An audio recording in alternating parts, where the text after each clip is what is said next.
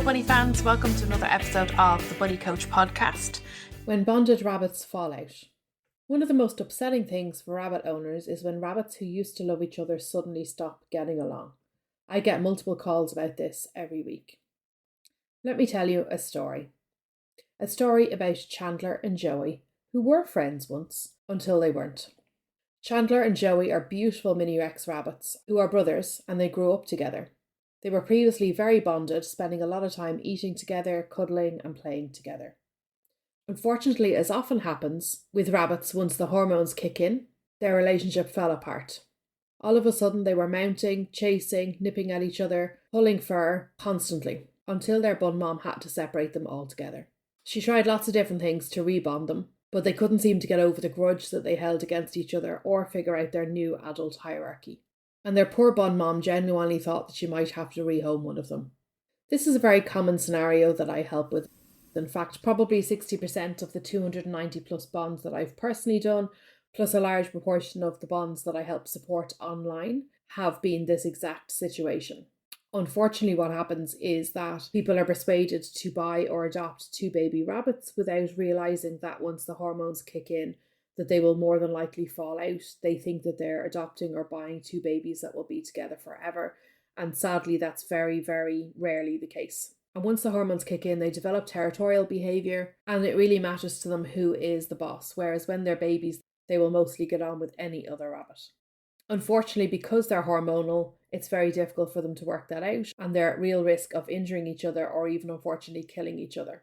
Never underestimate the power of those teeth and claws, even though they look like cute, innocent bundles of fluff. So what a lot of people do is they read up on this situation and they go ahead and get the rabbits neutered, and they're quite often told that they can start rebonding once the rabbits have healed. But in actual fact, it takes 8 to 12 weeks for the hormones to die down properly, and bonding shouldn't be attempted until at least that time.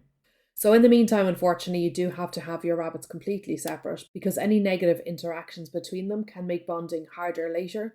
So it really is safest and best in the long run to keep them separately. Unfortunately, what happens then is that it can be very difficult to get them to be friends. They might quite often go into fight mode straight away because they have been apart and they still want to work out that adult hierarchy, and they need to remember how to communicate effectively together.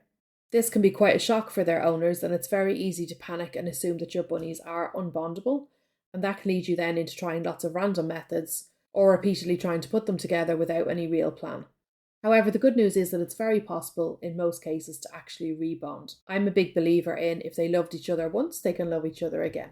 However, they do need to be helped to get over the grudge if they have had any kind of fight in the past. They do need to learn to trust each other again, and they do need to work out an adult hierarchy. But once that's established and sorted out, they usually fall right back in love again fairly quickly and remember that they used to snuggle and groom together. And it's just the most beautiful thing when you can get them to that stage and they're together again after thinking that they have to be apart forever. So if this is a situation that you're dealing with, do bear in mind that it doesn't mean that they'll hate each other forever. It just means that a process needs to be set up to help them to learn to communicate effectively, get over their grudge and work out their hierarchy so that they can be friends again. And what happened to Joey and Chandler? Well, luckily their mom talked to the vet who knew about me and she got in touch. We slowed things right down, we changed the setup and the approach, we observed the behaviour properly and figured out what they were trying to say to each other and who was trying to be boss.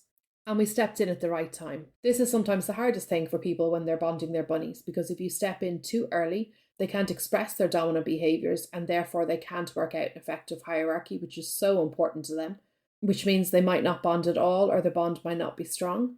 And if you step in too late, you risk an injury. So it's a very fine line, but it is something that I can teach you. And that is why all of my bonding options include a video of bonding behaviours for my own bonding sessions, so that you can see exactly what the behaviours actually look like rather than reading about them.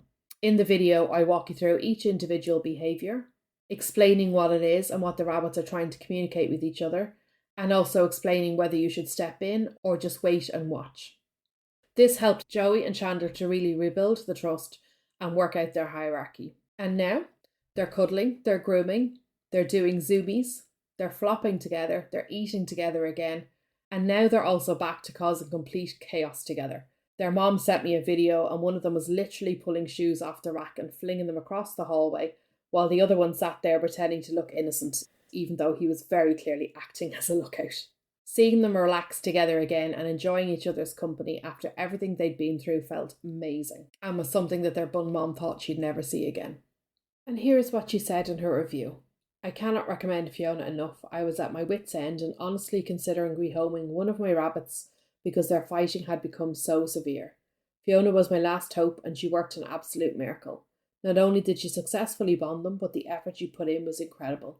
She provided close monitoring even after they came home and was available for every single tiny question or concern I had.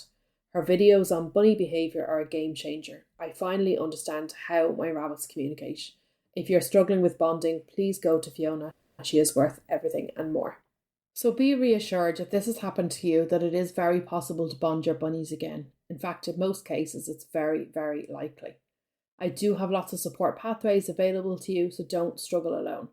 Please do send me a message or take my quick quiz, which I'll link in the show notes, and tell me what's happening with your bunnies as a first step. There's absolutely no obligation, but I will send you a personalised email after getting that. I hope you found that helpful. Thanks for listening to the Bunny Coach podcast. I look forward to chatting to you next time.